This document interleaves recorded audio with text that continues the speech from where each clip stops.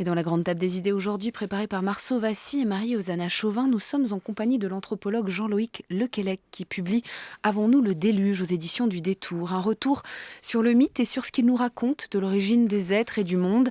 Le mythe que l'Occident autocentré a longtemps réduit à ses racines antiques européennes, alors même qu'il existe partout où il y a des hommes. Jean-Loïc Lequelec propose de nous faire découvrir à la fois le rôle du mythe et l'amplitude des récits qu'il recouvre.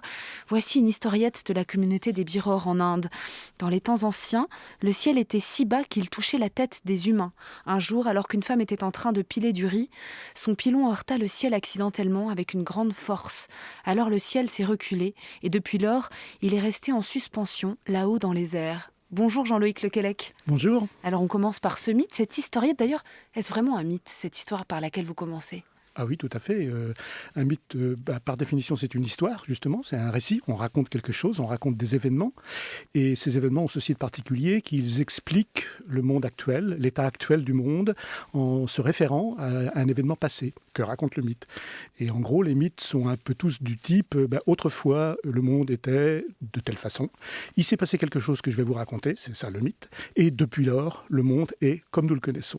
Et c'est une façon d'expliquer l'état présent du monde, de le justifier, et notamment de répondre à des tas de questions qui sont souvent les questions que se posent les enfants, qui sont des questions les plus simples et les plus compliquées à la fois, qui sont pourquoi le monde existe, pourquoi il y a des humains. Questions métaphysiques. Oui, de toutes les grandes questions, qu'est-ce qui se passe après la mort, etc., etc. Toutes ces questions-là sont des questions auxquelles dans tous les peuples du monde qu'on a pu connaître, il y a des gens qui répondent en racontant une histoire. Alors Jean-Luc Lequelec, l'une des questions vastes à laquelle on va répondre en détail dans cette émission, c'est à la fois la diversité des mythes et la généralisation des mythes à travers le monde, et en même temps l'universalité du mythe, c'est-à-dire à la fois extrêmement typé en termes d'imagerie et culturo-dépendant, et en même temps universel.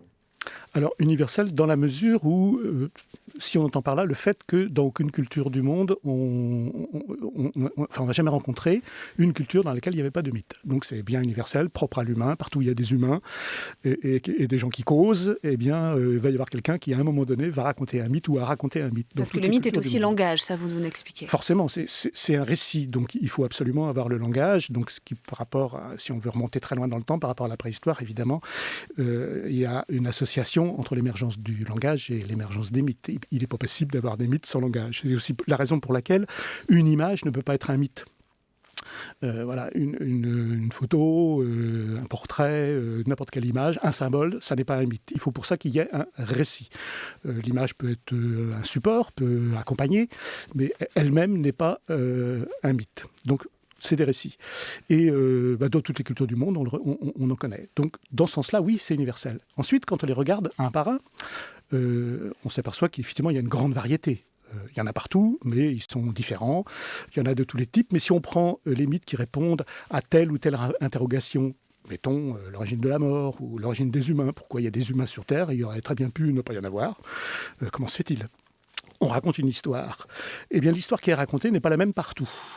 Et donc, le fait de raconter l'histoire, c'est universel, mais l'histoire elle-même est universelle. Et on peut dire en gros que parmi toutes ces histoires, parmi tous les mythes qu'on a pu répertorier, il n'y en a pas d'universel. Alors on va revenir sur ces questions des typologies, mais bien avant, revenons à ces histoires de définition. Et on se rend compte qu'avant même de définir le mythe et la mythologie, il va falloir justement d'abord revenir aux définitions même de l'anthropologie et de l'ethnologie. Vous commencez par là, Jean-Loïc Lequelec, en faisant référence bien sûr à Claude Lévi-Strauss et à votre maître. Alors pourquoi d'abord revenir à cette dissociation ?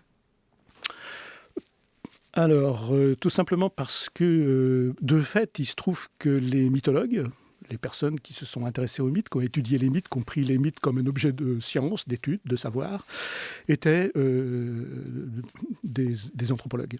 Ce qu'on appelle des anthropologues. C'est pas une discipline à part complètement. Qu'est-ce que c'est qu'un anthropologue, du coup évidemment, c'est, alors, au sens le plus large, c'est quelqu'un qui étudie les humains, sous toutes leurs formes depuis qu'il y en a, quoi. Voilà, partout dans le monde, dans leur infinie diversité et en même temps dans leurs particularités, en se posant des questions du type qu'y a-t-il de commun entre tous les humains ? Y a-t-il quelque chose de commun entre tous les humains ? C'est une question légitime Ou y a-t-il des choses qui ne sont pas communes entre tous, voilà.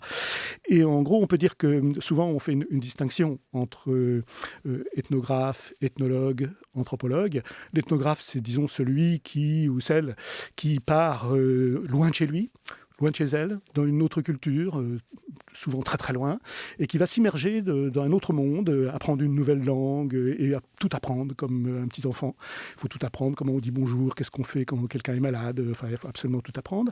Et ça prend beaucoup de temps. Et une fois que la personne qui se livre à cette activité pense avoir fait à peu près le tour, on ne l'a jamais fait, mais disons avoir à peu près vu de ce qu'il en est, elle rentre chez lui, dans sa propre culture, et là, elle expose aux gens ce qui a pu être compris de ce qu'elle a vu. Alors c'est souvent, ça prend la forme d'une monographie, d'un livre, d'un film, éventuellement. Ça, c'est l'ethnographe, c'est-à-dire c'est quelqu'un qui note. Puis l'ethnologue, c'est celui qui fait un peu la même chose, mais avec plusieurs cultures différentes, et qui va commencer à faire des comparaisons, et dire oui, certes, on a observé ça dans tel endroit, chez telle culture, mais qu'en est-il chez les voisins? Et les voisins des voisins, et dans toute la zone, là, qu'en est-il? Voilà. Et c'est lui qui nous est utile pour cette question-là. Alors voilà. Et l'anthropologue, c'est celui qui, alors encore alors c'est des distinctions qui sont un petit peu artificielles, parce que c'est souvent la même personne, hein, évidemment, mais ça, disons, c'est un peu classique comme distinction. L'anthropologue, c'est celui qui fait ça pour l'humanité. Alors évidemment, on ne peut pas faire des enquêtes dans tous les peuples du monde, et donc là, on s'appuie sur les bibliothèques, puisque ça fait plusieurs générations maintenant que des gens recueillent des mythes, recueillent des traditions, recueillent des légendes, recueillent des rites et des savoir-faire. Et là, on a à la disposition une énorme documentation qu'on peut étudier sans se déplacer, en restant chez soi, ce qu'on appelle l'anthropologie en fauteuil. Alors écoutez, le maître des anthropologues, Claude Lévi-Strauss, poursuit sa définition à lui du mythe à partir de laquelle vous faites votre récit à vous. Eh bien, c'est une histoire qui cherche à rendre compte à la fois de l'origine des choses, des êtres et du monde, du présent et de l'avenir. Un mythe, c'est par exemple une histoire qui essayera d'expliquer à la fois pourquoi il se trouve que le Soleil est à bonne distance de la Terre, alors qu'il pourrait être beaucoup plus loin et ce serait la nuit éternelle, ou beaucoup plus près et le monde entrerait en conflagration. Et pourquoi un homme doit aller chercher son épouse à bonne distance, pas trop loin, parce qu'alors ça pourrait être une étrangère et une ennemie et une sorcière, pas trop près, parce qu'il se rendrait coupable du péché d'inceste. Et pourquoi également les saisons et les jours ne se succèdent pas à toute vitesse, mais selon un rythme régulier. Enfin, pourquoi il existe une certaine bonne mesure, à la fois dans l'ordre cosmologique, dans l'ordre météorologique, dans l'ordre saisonnier et dans l'ordre social. Jean-Luc Lequelec, on voit que à travers la définition de Claude Lévi-Strauss, c'est à la fois la question de la structure du mythe et en même temps sa fonction, le récit qu'il vient livrer. Et c'est pas n'importe quelle question qui traverse l'humanité, hein. C'est toujours un peu les mêmes questions qui reviennent, qui sont autour finalement de l'existence du monde, des êtres qui l'habitent et la capacité de perpétuer cet état de fait.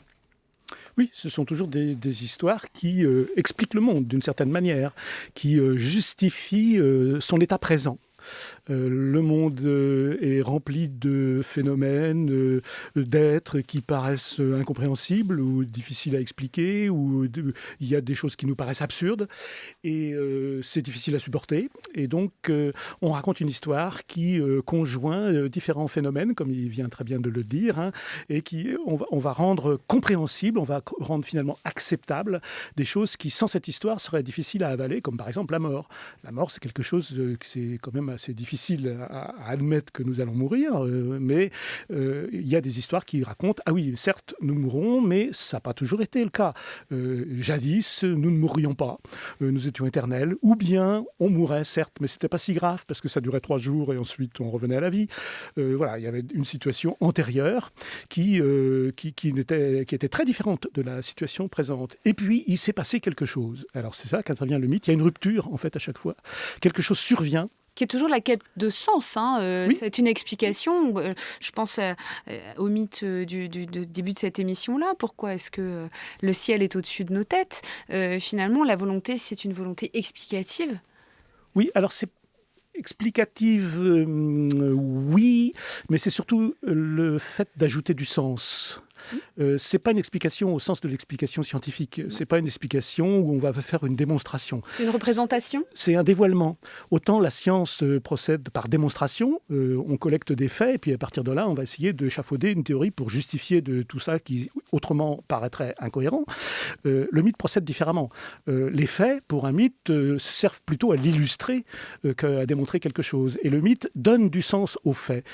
Autrement, sans le mythe, ces faits seraient incompréhensibles ou même scandaleux. D'où la dimension de la croyance. Alors, la dimension de la croyance est très importante, bien sûr. C'est une dimension un petit peu compliquée parce que, déjà dans notre vocabulaire, nous, quand nous disons mythe, ou mythique, nous sous-entendons dans le langage courant qu'on parle de quelque chose qui n'est pas crédible. Quand on dit oui, mais tout ça c'est un mythe, bon, c'est des mythes, on sous-entend que c'est des histoires auxquelles il ne faut pas croire quand on emploie le terme de cette manière-là. Or, dans toutes les cultures du monde, au contraire, le mythe est raconté pour dire le vrai, pour expliquer pourquoi le monde il est comme il est, pour donner les raisons d'être du monde, pour ajouter du sens au monde. Et donc, il n'y a pas plus vrai que le mythe pour les gens qui le racontent dans les cultures où il se raconte et où il est tenu pour dire le vrai. Et donc là, il y a une contradiction qui touche à la question de la croyance. Ce qui fait et de l'adhésion, au final. Et de l'adhésion. L'adhésion culturelle à ce mythe. Mais du coup, ce qui est frappant quand on parle de la croyance, c'est que la croyance ne va pas sans l'incroyance. C'est un couple. On ne peut pas penser l'un sans l'autre. Et on peut dire que ce que nous appelons mythe, depuis le début de cette discussion, ce que Claude Lévi-Strauss appelle mythe et les mythologues appellent mythe, ce sont les vérités des autres, qui pour nous sont fausses. Ah bah vous reprenez d'ailleurs la définition de l'anthropologue Jean Pouillon. Vous dites l'ethnologue est l'incroyant qui croit que le croyant croit. C'est ça. Je ne saurais mieux dire. Effectivement, pour reconnaître le mythe, parce que la question se pose de comment fait-on pour reconnaître un mythe, il faut une distance. Nos propres certitudes ne peuvent pas être considérées par nous-mêmes comme appartenant au mythe parce que ce sont des certitudes et elles disent la vérité pour nous. Par contre, les certitudes des voisins, que ce soit mon voisin de table ou que ce soit un autre peuple, là c'est beaucoup plus facile et beaucoup plus fréquent de les reconnaître ou de les déclarer fausses et de dire non mais ça c'est des mythes, on voit bien que c'est des mythes. Et la condition de reconnaissance du mythe, c'est une distance. C'est la distance culturelle, géographique ou temporelle. On reconnaît facilement les mythes des Grecs anciens, de l'Égypte ancienne, de tous les mythes qui nous ont été légués par l'Antiquité, par les textes antiques. On les reconnaît facilement comme mythes sans même discussion. Tout le monde les reconnaît comme mythes. Parce que c'est simplement des histoires auxquelles on ne croit pas. Parce qu'ils ont aussi fait des petits. Alors, ils continuent d'ailleurs. C'est aussi pour ça qu'on les reconnaît. Vous partez du déluge, c'est d'ailleurs le titre. Vous faisiez allusion tout à l'heure à l'événement qui fait rupture. Alors, le déluge est un bon exemple. Peut-être vous pouvez nous le développer, Jean-Loïc Lequellec. C'est un excellent exemple, effectivement, parce que ce qu'on appelle le déluge, parce qu'il y en a des centaines de déluges en réalité. Le risque, quand on dit le déluge, c'est que nous pensons forcément au déluge biblique. Forcément, et c'est passé dans le langage courant. Voilà, nous parlons d'un déluge d'injures, un déluge de paroles. Bon, tout ça, c'est des allusions à la Bible. Mais des déluges, on en a recueilli dans de très nombreux endroits du monde et des récits qui n'ont rien à voir avec le récit biblique. Parfois, c'est l'influence des missionnaires, mais pas toujours. Et qu'est-ce que c'est qu'une histoire du déluge, au fond ? Nous, on pense pluie immédiatement. C'est la première chose qui nous vient à l'esprit, parce que la pluie diluvienne, c'est aussi passé dans le vocabulaire. Or, c'est pas exactement ça, une histoire de déluge. Une histoire de déluge, c'est l'histoire d'une création, une première création par une divinité, peu importe, un ou plusieurs dieux, c'est pas très important, mais une première création qui ne se comporte pas comme vraiment attendu ou qui a un comportement un peu pénible, fait trop de bruit, se révolte, se prend elle-même pour des dieux quand il s'agit des premiers humains, se multiplie beaucoup trop, ce qui fait que ça va être trop lourd et la terre va s'effondrer. Ça va pas comme prévu. Et donc, ça va tellement pas bien, en fait, que la divinité créatrice décide de recommencer. Donc en réalité, c'est un raz-de-marée, c'est table rase. C'est pas réparable, voilà. Donc la décision, c'est on efface tout, on recommence. Et donc on va éradiquer les êtres de cette première création parce qu'ils sont vraiment trop imparfaits. Donc pour éradiquer toute une création, il n'y a pas 36 000 solutions. Et effectivement, le déluge, c'est une très bonne solution. Et il y a plusieurs types de déluges, parce que du coup, on peut utiliser un déluge de feu. C'est ce que les mythologues appellent l'ekpyrosis, c'est-à-dire l'embrasement du monde. on met le feu partout, et une fois que tout s'est éteint, on va recommencer à zéro. On peut faire déborder la mer. Ou bien par l'eau, alors soit par la pluie, soit par une espèce de tsunami, soit par un débordement d'eau terrestre, il y a tout un tas de processus, mais par l'eau également, on va éliminer tout le monde, et ensuite, parfois en sauvant les rares qui étaient sauvables, considérés comme à peu près acceptables, et à partir de là, une nouvelle humanité va être créée. C'est ce qu'on appelle un mythe de double création. Alors là, on a fait allusion à un mythe que l'on connaît bien en Occident. Votre ouvrage montre qu'on va bien au-delà de ces frontières-là et que le mythe se trouve partout. Je vous propose d'écouter l'extrait d'une lecture faite par Shushan Djergayan. En haut, nous mit à Rome Dieu unique, en bas la mer. Et dans un berceau d'argent suspendu au-dessus de l'abîme par une chaîne de fer, un époux et une épouse n'appartenant point à l'humanité. Nous mit à Rome à déchaîner les vents, qui soulèvent les flots de la mer et se jouent du berceau, livrés à leurs caprices. Aussi, l'un des deux êtres non humains demande-t-il au Père céleste de créer, pour ses enfants, un morceau de terre, susceptible de porter une maison. Nous mit à Rome se rend à ce vœu. L'épouse donne le jour à Elempi, qui croit à vue d'œil, et Elempi demande à Numitarum de créer une terre ferme. Le dieu donne alors à Elempi une peau de canard et une peau d'oie, en lui disant de descendre sur le bord de la mer et de faire surgir lui-même la terre sainte destinée à l'homme. Elempi revêt la peau de canard, plonge sous les flots et cherche par 3 fois à atteindre le fond de la mer. 3 fois, il est ramené à la surface. Il revêt alors la peau d'oie, et grâce à la vertu de ce talisman, il parvient à détacher du fond de la mer 3 poignées de terre qui se transforment en fleuves, en lacs, montagnes et prairies. À la création de la terre ferme succède immédiatement celle des hommes, des quadrupèdes, des oiseaux. Et Elempi fabrique ces 3 sortes d'êtres avec un même mélange de terre et de neige. À peine sortis des mains de leur auteur, les hommes rient et folâtrent, mais ils n'ont rien à manger. Elempi monte vers Numitarum et reçoit de lui 3 couples de poissons, avec lesquels il peuple les fleuves, les rivières et les lacs. Alors Jean-Luc Lequelec, là c'est un mythe du peuple de Sibérie occidentale, les Mansi, qui est rapporté par le linguiste Lucien Adam au XIXe siècle. On voit qu'il appartient aux mythes cosmogoniques, donc qui viennent expliquer l'apparition du monde. Ce que l'on retrouve dans cette imagerie-là aussi, c'est l'importance des éléments auxquels vous faisiez allusion. Ici, c'est la terre. Et l'eau. Et l'eau. Ça fait partie de ces mythes, le type de ce mythe, puisque on leur donne on les classe pour s'y reconnaître un peu plus facilement, parce que quand c'est une histoire assez longue comme ça, on est pris par l'histoire, on finit par oublier un peu ce qui est central dans l'histoire, ou ça peut passer inaperçu. C'est l'idée qu'à l'origine, il n'y a que de l'eau. Et à l'origine, s'il n'y a que de l'eau, qu'est-ce qu'il peut y avoir comme animaux ? Pas grand-chose, à part des animaux aquatiques, bien entendu, et des oiseaux qui vont voler au-dessus de l'eau. Les oiseaux, de toute façon, on les retrouve beaucoup dans les mythes. C'est ce qu'on croise. Et alors l'oiseau idéal, si je peux dire, c'est un oiseau aquatique, parce qu'il va pouvoir voler dans l'eau et il va pouvoir se poser dessus et nager. Et le plus idéal de tous, c'est le plongeon. Celui qui non seulement vole au-dessus de l'eau, mais qui se pose dessus et qui peut plonger dans l'eau. Et il manque encore la terre. Et donc, ces récits de type plongeon cosmogonique expliquent que le créateur, qui au départ s'est contenté de mettre de l'eau partout, demande à un de ces oiseaux de descendre au fond de l'eau pour remonter un peu du limon primordial qui se trouve tout à fait au fond, le ramener à la surface. Et donc, à ce moment-là, une fois à la surface, il se solidifie. Il s'étend comme une espèce de gelée, comme un blob un peu. Il va s'étendre comme une gelée, il va durcir, et c'est le sol sur lequel nous marchons aujourd'hui. Alors vous faites allusion justement à la structure de la narration. Vous nous racontez au tout début de l'ouvrage, dans l'introduction, cette expérience faite avec des jeunes élèves qui commencent à raconter un mythe, et vous reconnaissez tout de suite parce qu'il appartient à une catégorie MTD 661 ou je ne sais quoi.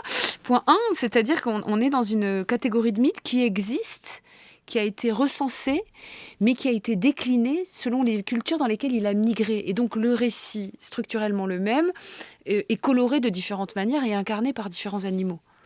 C'est ça, les mythes ne sont pas en nombre infini. On pourrait penser que tout ça relève de l'imagination, et que donc tous les coups sont permis, si je peux dire, et qu'on peut imaginer tout ce qu'on veut, et que donc les types de mythes pourraient être quasiment infinis.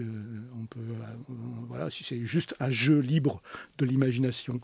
Or, il se trouve que les mythes sont en nombre limité.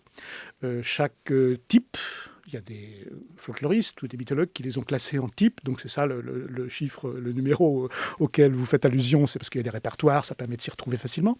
Donc on va l'appeler MT 2023, bon voilà. Chaque type, en fait, est décliné ensuite selon les peuples, selon l'environnement. C'est un canevas, en fait. C'est une sorte de canevas. C'est une trame. C'est une trame narrative, on se souvient de la trame et ensuite on va pouvoir raconter, improviser sur la trame. Un peu comme un musicien de jazz qui a une trame et puis là-dessus on improvise, on a des riffs qui sont tout prêts et on peut y aller. Là c'est un peu comme ça, c'est-à-dire qu'on peut ajouter, on peut faire durer l'histoire. On peut la raconter de manière à ce qu'elle dure très longtemps, ou bien s'il n'y a pas trop le temps, ou ça dépend des circonstances, on peut la raconter un peu plus rapidement. Donc la femme oiseau va devenir femme éléphant selon les cultures. Alors, par exemple, là, typiquement dans l'histoire du mythe du plongeon cosmogonique, il faut plonger donc pour aller chercher au fond un peu de limon qui va devenir la Terre. Eh bien, on peut raconter l'histoire comme je viens de le faire. Là, on ne peut pas faire beaucoup plus court. C'est-à-dire, je dis, voilà, au début, il n'y a que de l'eau. Il faut chercher le limon au fond. Il y a un oiseau plongeur qui descend et qui ramène le limon. L'histoire est terminée. Bon, c'est un peu sec comme histoire et c'est pas passionnant. Enfin, bon, on n'aime pas trop. On aime bien que les histoires, ça dure un peu. On aime bien qu'il y a des rebondissements. On aime bien qu'il y ait un peu de suspense. Et du coup, là, l'astuce, c'est de dire, il y en a un premier. Il y a plusieurs oiseaux qui essayent. Le premier, il rate. Parce que voilà, lui, c'est un fier à bras ou un fier à ailes, si je peux dire.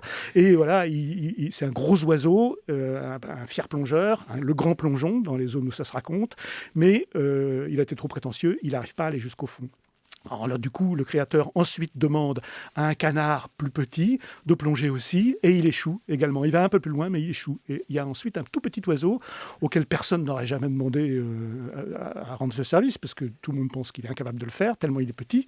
Et lui, il se propose pour le faire, il descend et il réussit. Bon. Ça veut quand même dire, Jean-Luc Lequelec, que le procédé narratif joue un rôle dans la transmission du mythe. C'est-à-dire, plus il est agréable à écouter, plus il tient l'auditeur en haleine, plus il va fonctionner. Or, on se demande comment est-ce que des structures de récits semblables ont pu autant voyager, autant circuler, autant migrer. Alors, justement, parce que c'est des récits qui fonctionnent bien. La façon dont j'ai raconté l'histoire la seconde fois est quand même bien plus agréable. C'est comme ça commence déjà vraiment à ressembler à une histoire qui vaut le coup d'être racontée. Et on peut prendre plaisir à l'écouter. Si j'avais plus de temps, on pourrait la raconter avec beaucoup plus d'épisodes qui ont tous un sens et qui tous prennent sens et ajoutent à l'histoire. Et c'est ça qui fait que l'histoire... Vous savez, moi je crois qu'il y a deux sortes d'histoires. Il y a les histoires que vous oubliez dès qu'on vous les a racontées. Et puis il y a les histoires que vous trouvez tellement géniales que vous n'avez qu'une envie, après, c'est de la raconter aussi. Oui, mais ils n'ont pas la même origine, puisqu'ils sont apparus dans plusieurs endroits du globe en même temps. Donc on ne peut pas dire qu'il y aurait une sorte de matrice commune à tous les mythes de l'humanité et qu'ils auraient ensuite voyagé. Ils sont nés à différents endroits au même moment. Oui, bien sûr. On peut dire qu'il y a une chronologie de ces histoires-là, en tout cas. Comment on pourrait faire le tour de la typologie, en gros ? Il y a 4-5 types. Alors, dans les très grands types, pour le moment, on a évoqué l'apparition de l'homme et l'apparition du monde, du cosmos, tel qu'on le conçoit, du moins à l'époque où ces histoires se racontent. Et donc, on parle de mythes cosmogoniques, qui explique pourquoi il y a un monde et alors qu'il pourrait très bien ne rien avoir. Anthropogonique, eh bien, sur ce monde, il y a des humains. Bon, comment se fait-il ? Ensuite, il y a des mythes, une fois qu'il y a des humains, on continue, si vous voulez, en zoomant. On part du monde et on zoome de plus en plus. Des humains, ah bon, il y a des humains, mais alors je m'aperçois que ces humains sont divisés en diverses classes. Il y a des puissants et des misérables. Ah bon, comment se fait-il ? Eh bien, on a des récits qui sont des récits de type sociogonique, qui vous expliquent qu'il y a des groupes différents avec des luttes de puissance entre groupes. Vous avez des récits ethnogoniques qui vous expliquent qu'il y a plusieurs groupes différents qui parlent des langues différentes. C'est la fameuse tour de Babel, la diversification des langues. Et ainsi de suite. Pour chaque type de grand problème, comme ça, vous avez un type de mythe particulier qui ensuite se décline de 1000 façons. Alors à travers l'histoire aussi du mythe que vous nous proposez de retraverser dans ce livre Avant le déluge, il y a aussi la manière dont ces mythes ont été collectés avant d'être étudiés. Alors, vous parlez bien d'une science du mythe, c'est-à-dire qu'ils doivent être étudiés avec minutie, et ils ont été collectés pour la plupart par des voyageurs. Alors, Par des voyageurs, missionnaires? au départ, pour les plus anciens, ils ont été notés, on ne sait pas trop pourquoi, en Égypte ancienne ou en Mésopotamie. Parmi les plus anciens mythes connus, on les trouve dans ces régions-là, puisque l'écriture apparaît notamment dans ces régions, très anciennement. On ne sait pas pourquoi les gens les ont notés, peut-être parce qu'ils ont trouvé que ces histoires étaient sympathiques. C'est peut-être le début du monde des écrivains et des romanciers. C'est une histoire qui me plaît, donc je la note. Voilà. Mais l'immense majorité des bibliothèques mythologiques, elle est constituée des récits de voyageurs qui très souvent ne sont pas partis du tout pour noter des mythes et qui même se sont assez souvent opposés aux mythes. L'exemple type, c'est les missionnaires qui évidemment ne s'intéressaient aux mythes que au mieux pour les utiliser afin de mieux convaincre les peuples chez lesquels ils se rendaient de la fausseté de leurs histoires et de les convaincre que l'histoire qu'on leur apportait en échange était, elle, la vraie. On rejoint ce qui était dit tout à l'heure à propos de la croyance et de l'incroyance et que le mythe, c'est l'histoire véridique des autres. Et moi, je connais l'histoire vraie qui n'est pas un mythe. Donc, on est exactement dans ce cas de figure-là. Évidemment que les missionnaires ont très souvent noté ces mythes, avec à la fois un mélange de répulsion et de fascination. Et en intervenant eux-mêmes sur ce qu'ils avaient entendu? Pas toujours. Parfois, il y a tous les cas de figure. Alors, c'est pour ça qu'il faut faire... C'est tout un travail d'établissement des textes, en fait, comme un historien. On travaille comme un historien. Il y a une exégèse des textes de mythes? Il faut essayer de retrouver l'histoire telle qu'elle pouvait être racontée au travers de ce qui en a été noté. Mais il y a des missionnaires qui ont appris la langue des régions qu'ils visitaient de manière parfaite, qui ont fait des dictionnaires, des grammaires, etc., et qui ont fait des éditions de mythes bilingues, avec une traduction juxtalinéaire, c'est-à-dire chaque mot est traduit, vous avez des explications grammaticales, etc. Et ensuite, il y a eu des gens qui ont enregistré avec le magnétophone, quand il y a eu les magnétophones. Et là, on a toute une série quand même de documents qui sont parfaitement fiables et dans lesquels les gens qui les ont notés interviennent très très peu. On va écouter une autre lecture de mythe. C'était chez les Chiluk au Soudan du Sud et c'est rapporté par le missionnaire allemand Wilhelm Hofmer. Le créateur Yuwok a façonné tous les humains à partir de la terre. Et pendant qu'il était occupé à son œuvre, il a erré de par le monde. Au pays des Blancs, il trouva une terre où s'étendait un sable d'un blanc pur, et il en fit les blancs. Puis il vint en Égypte, et de la boue du Nil, il fit des nilotes rouges ou bruns. Enfin, il vint au pays des Chilouks, et trouvant là une terre noire, il en fit des noirs. La manière dont il modela les humains fut la suivante. Il prit une motte de terre et se dit « Je vais faire les humains, mais il faut qu'ils puissent marcher, courir, aller dans les champs, alors je leur donnerai 2 longues jambes, comme le flamant rose. » Cela fait, il se dit encore « Les humains doivent pouvoir cultiver leur millet, alors je leur donnerai 2 bras, l'un pour tenir la houe, l'autre pour arracher les mauvaises herbes. » Il leur donna donc 2 bras. Puis il se dit à nouveau « Les humains doivent être capables de voir leur millet. Je leur donnerai donc 2 yeux. » C'est ce qu'il fit. Ensuite il se dit « Les humains doivent pouvoir manger leur millet, alors je leur donnerai une bouche. » Et il leur donna une bouche en conséquence. Après cela, il pensa en lui-même « Les humains doivent pouvoir danser, parler, chanter et crier, et pour cela ils doivent avoir une langue. » Et il leur donna une langue en conséquence. Enfin la divinité se dit en elle-même « Les humains doivent pouvoir entendre le son pour la danse et le discours des grands hommes, et pour cela il leur faut 2 grandes oreilles. » Il leur donna donc 2 oreilles et les envoya dans le monde. Jean-Loïc Le Quellec, alors là on est dans un mythe anthropogonique, si on suit... Oui. Si on suit votre typologie, que dire de la manière dont il est rapporté par le missionnaire allemand Wilhelm Hofmer? Est-ce que l'anthropologue doit justement repérer dans le récit sa forme, sa langue, l'authenticité de la manière dont il a été recueilli, l'objectivité? Alors sur un seul récit, c'est difficile d'établir vraiment l'authenticité et de mesurer l'intervention possible du missionnaire ou de la personne qui a annoté l'histoire. Pour ça, il faut voir dans toute la région, est-ce que cette histoire est répandue, est-ce qu'on la retrouve ailleurs, est-ce qu'elle est unique? Et donc ça paraîtrait un petit peu bizarre. Cette histoire n'est pas unique. elle appartient à un type aussi, alors certes anthropogonique, c'est-à-dire création des humains, mais comment crée-t-on les humains ? Il y a plusieurs manières de créer les humains.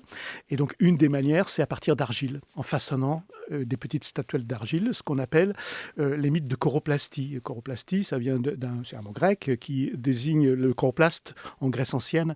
C'est l'artisan qui fabrique des petites statuettes, notamment de jeunes filles, les chorès. Et donc, on appelle choroplaste toutes les divinités qui façonnent les humains à partir d'argile, comme Adam, Adam qui porte en son nom même le mot qui désigne l'argile, Adam. Et ça, c'est un type de mythe qui est tout à fait attesté en beaucoup d'endroits du monde, qui n'est pas universel, mais qui est très largement attesté. Et rien que ça suffit pour montrer que cette histoire n'est pas totalement inventée. Alors, ce que vous nous racontez dans Avons-nous le déluge, c'est que le mythe est l'objet d'une science très précise des anthropologues et très outillée, avec une méthodologie, et qu'en réalité, il ne s'oppose pas du tout à la science. Expliquez-nous ça, Jean-Louis Lequelec. Ça a été une croyance répandue, notamment au XIXe siècle, de penser que grâce au progrès de la science, on se débarrasserait du mythe. Et que le mythe allait remplacer la science, que la science allait remplacer le mythe, qui lui-même avait été partiellement remplacé parce que la religion, c'était dans le cadre d'une vision de l'évolution de l'humanité linéaire, qui marche vers le progrès, tout à fait scientiste, exactement. Et on s'aperçoit maintenant, et on s'aperçoit tous les jours, que la science n'est pas du tout incompatible avec le mythe. Nous sommes des humains et nous pouvons faire de la science tout en étant porteurs de croyances les plus diverses. Alors pourquoi ? Parce que le mythe vient offrir des représentations sur des questions insolubles ? Le mythe ne donne pas une explication, le mythe dévoile une vérité sur le monde et le mythe ne construit pas cette vérité à partir des observations, des faits qu'on va recueillir, collecter, assembler, analyser pour essayer de leur donner ensuite une explication. Dans le cas du mythe, l'explication précède la collecte des faits. C'est-à-dire si on collecte des faits dans le monde du mythe, ça va être pour les illustrer, ça va être pour justifier, pour dire finalement « Ah, vous voyez bien que c'est vrai puisque je vous exhibe tel ou tel fait qui confirme l'histoire. » Mais l'histoire est préexistante. Donc c'est quelque chose de très différent. Et on peut dire en gros que la science démontre, travaille par démonstration, et que le mythe, lui, il procède par dévoilement et par monstration. C'est complètement différent. Pourtant, on trouve une sorte de darwinisme dans les mythes, c'est-à-dire qu'il y a ceux qui restent et ceux qui disparaissent. Donc il y a comme une capacité à survivre à travers l'histoire. À survivre et à évoluer. Je dirais, parce que quand on regarde la longue histoire des mythes, on s'aperçoit que certaines histoires qui sont racontées de nos jours encore remontent à des milliers d'années et que pour qu'elles puissent survivre, il faut qu'elles s'adaptent au monde contemporain, au monde dans lequel elles sont racontées. Donc elles évoluent. Si elles étaient complètement déconnectées du monde, on ne les raconterait plus. Merci à vous, Jean-Louis Lequelec, d'avoir été parmi nous aujourd'hui dans la Grande Table. Je rappelle le nom de votre ouvrage, Avons-nous le déluge, et c'est publié aux éditions du Détour. L'émission d'aujourd'hui a été préparée par Chouchane Gergayan, à la réalisation Vivian Lecuivre et à la technique Audrey Guélil. Je vous rappelle que cette émission est disponible en réécouté en podcast sur le site franceculture.fr et sur l'application de Radio France.